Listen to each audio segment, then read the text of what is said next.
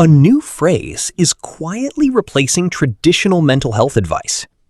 Emotional fitness. Not therapy talk. A structured, trainable system for managing emotions before they spiral into anxiety or burnout.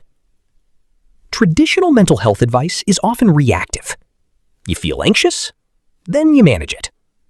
But emotional fitness flips that idea completely.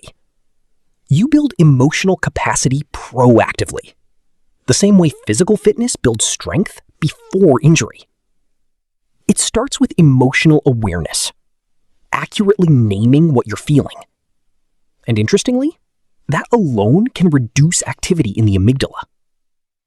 Then comes early signal detection, noticing irritability, withdrawal, or changes in sleep before they become something bigger. There's also regulation practice, rehearsing breathing techniques and reframing thoughts during calm moments, not just during a crisis.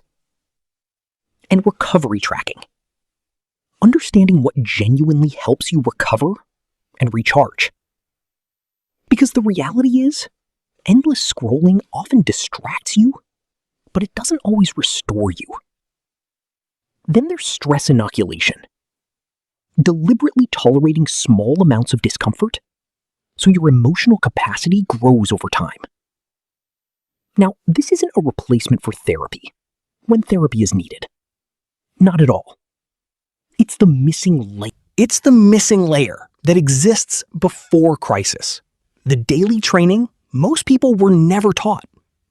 The people who handle stress well aren't naturally immune to struggle. They've simply trained their emotional capacity, the same way someone trains physical strength. And that capacity is available to anyone willing to practice it consistently. Emotional fitness. Train it like a muscle. And if this helped you understand emotional fitness differently, subscribe to Psytactix for more videos.